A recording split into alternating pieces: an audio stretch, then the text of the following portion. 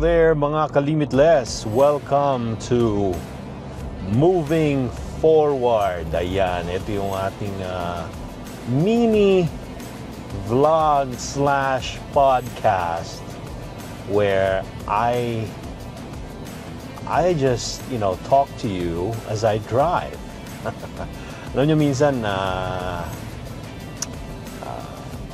mas lumalabas yung aking reflections pag ako ay nagda-drive. There's something about driving that just makes me reflective, and I thought, why not capture that moment, instead of doing nothing.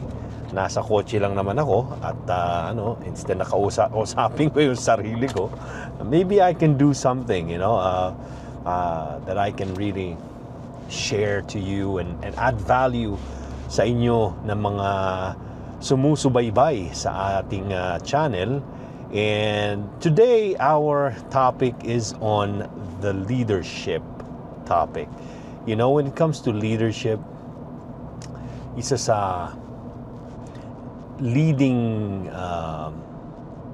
mentor, kumbaga isa sa top, na kilala worldwide,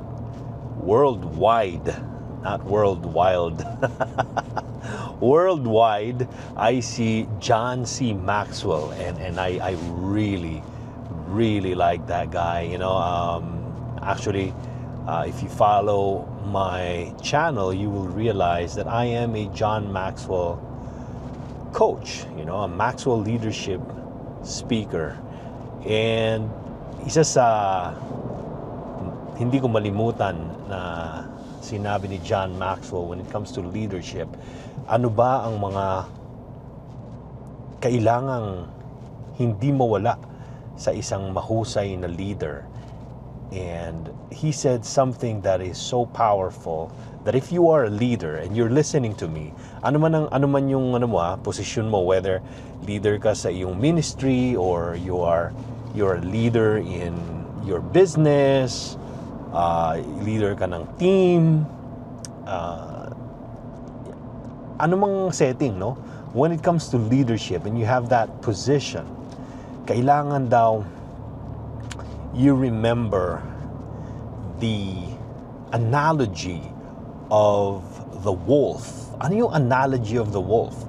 Kasi one time, merong mga wolf, yung mga wild na parang aso, in the mountains. And there was this observer na nakita na nakahilera yung mga wolf, traveling from one place to another.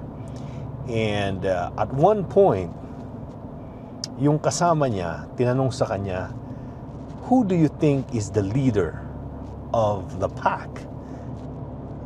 Pag tinitingnan mo, sino ba kaya yung kanilang leader dyan? Yung ba yung nasa harap? Sabi nung observer, a specialist on wolves, and sabi niya, no. When you see a pack of wolves traveling, migrating from one place to another, kung gusto mo daw malaman kung sino yung talagang leader ng pack, it's that one wolf that moves from the front to the back, to the middle, and then to the back, and to the front, and then to the middle. Pabalik-balik siya. So, ibig sabihin yung wolf na yon, he doesn't stay dun sa harapan. And John Maxwell said something that a leader must be that kind of leader na katulad ng wolf, You must be able to be in front, sa likod, at sa gitna. Hindi pwede na makontento ka na you as a leader, dahil nga leader ka, abay lagi ka na lang nasa harap, Hindi yun yung point. That doesn't determine you as a leader.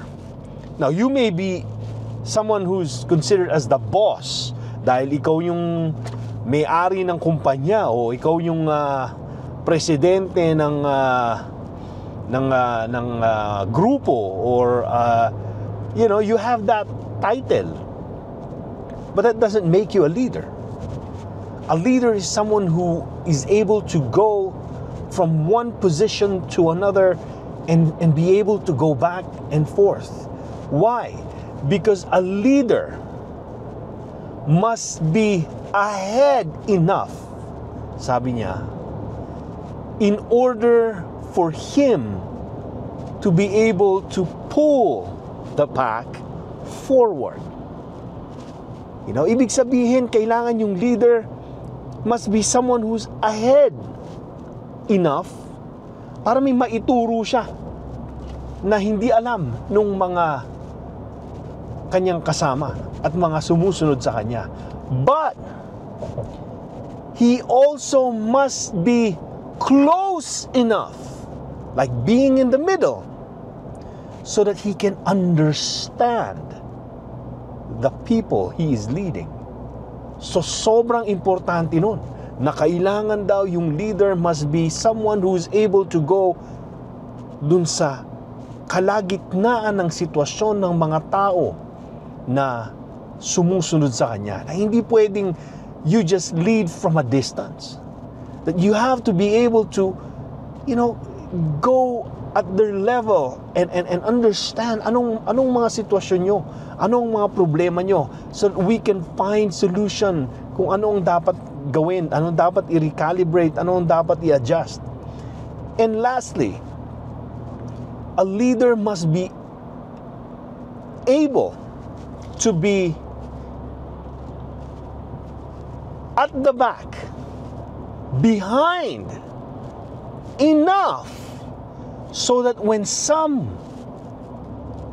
are losing their path, some are getting discouraged, some are slowing down, he is able to push them forward.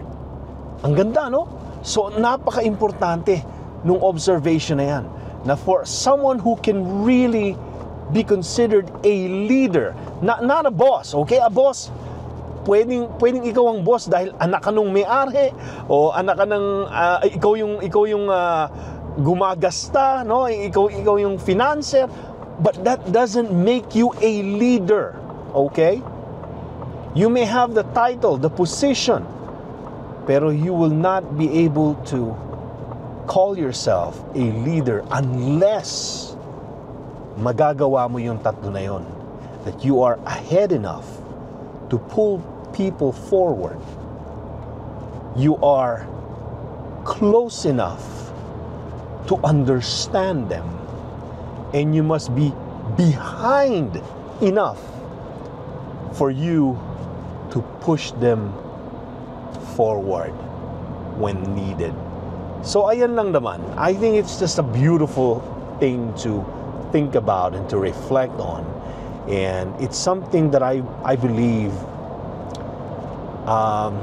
kailangan sa kahit na anong larangan, no, ng leadership. Sabi ko nga, whether it's religious, civic, business, anumang klaseng organization, when there is a leader, kailangan maintindihan ito nung leader na yon. So if you are a leader and you're listening to me, think about it. Think about it. Are you that kind of a leader? A wolf? And I believe that as we adopt this kind of mindset, leadership mindset, mas magiging productive, meaningful, and purposeful ang ating mga organisasyon. So there you have it. Thank you for listening, and that's it for today. God bless. Keep moving forward.